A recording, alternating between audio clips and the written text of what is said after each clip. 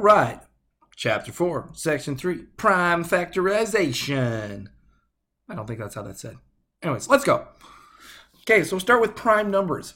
A whole number that only has two factors and itself, and as in itself and 1. So the number 3 can only be multiplied by 3 and 1 are the only things that'll factor into it. So it is a prime number.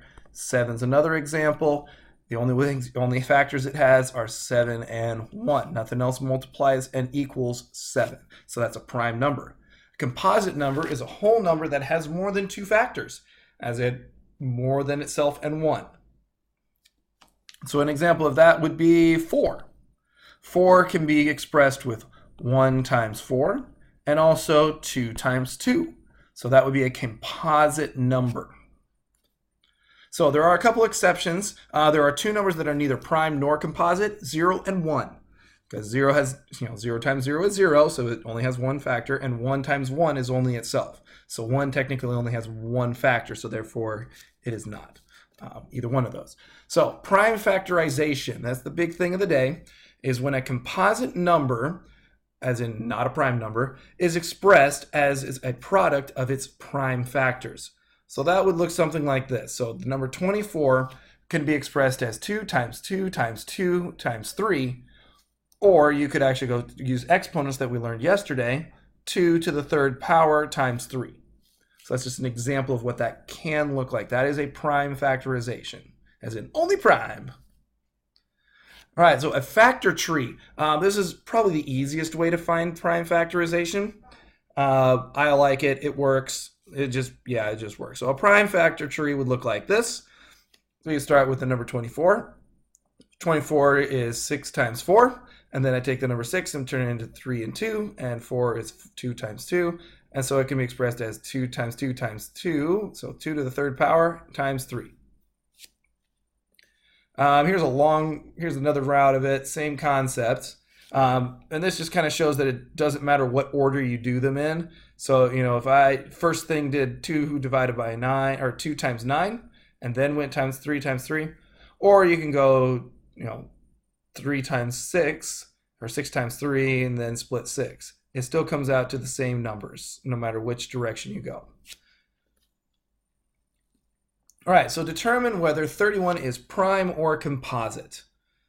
So finding factors of 31 by listing whole number pairs whose product is 31. You can use the things you learned a couple days ago. Is it divisible by 1? Is it divisible by 2? Is it divisible by 3? Is it divisible by 5? So you start with those usually.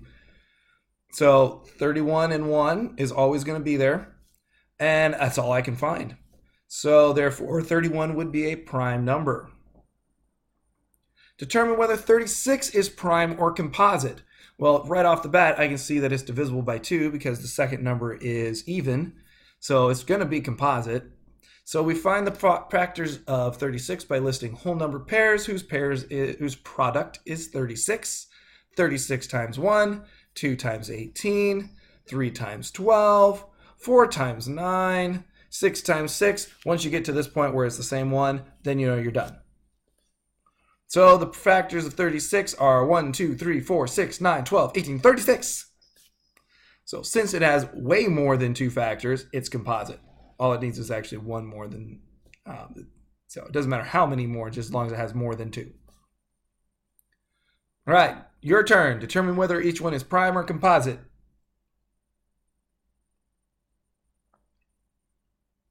All right, 49. 49 is going to have 1 and 49.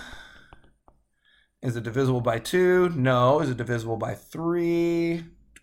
No. 5? No. What about 7? 7 times 7 is 49. So that gives me 1, 7, and 49. That's more than 3 or more than 2. So the 4 is a composite. 29. 1 and 29. It's not divisible by 2.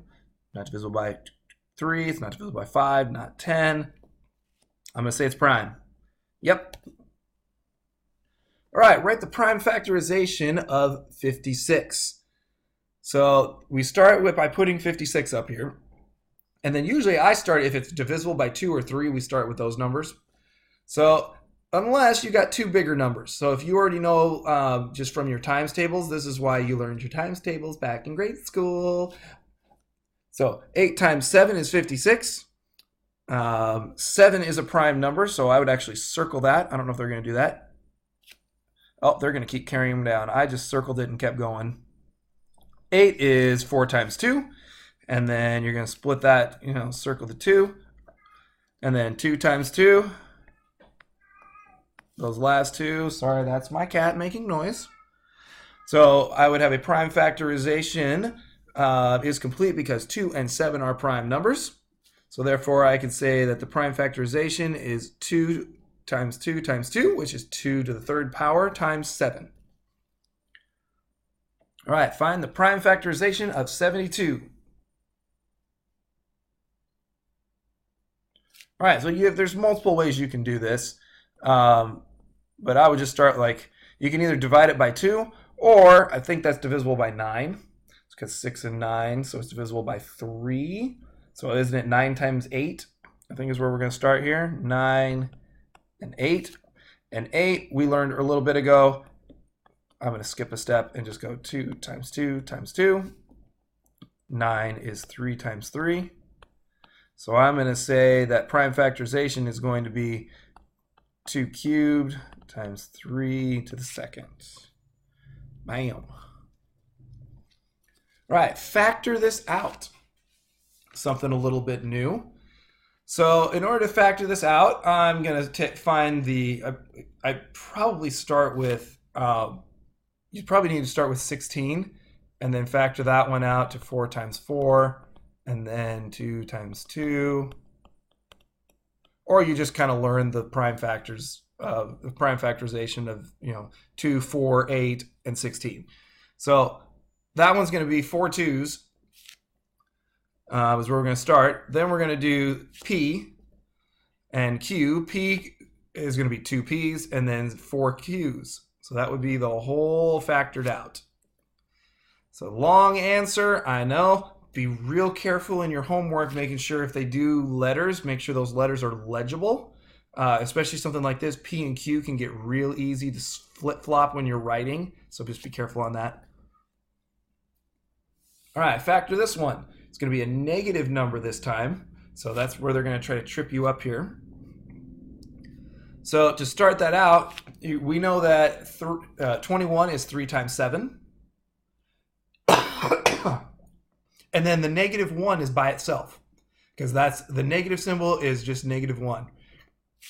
So just remember that one. Then we're going to factor out x and y. So there would be my entire factorization there. All right, try these on your own. Go.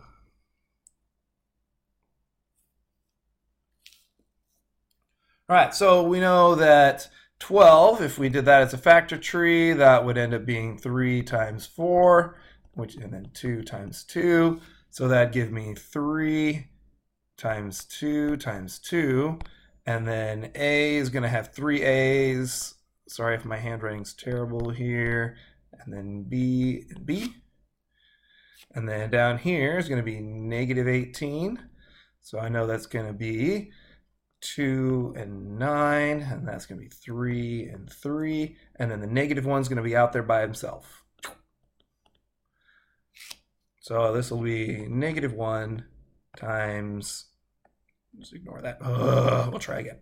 Negative 1 times 2 times 3 times 3. There's 1 M. There's 2 N's. There we go. Whoops, there's only 1 B up here. That's it.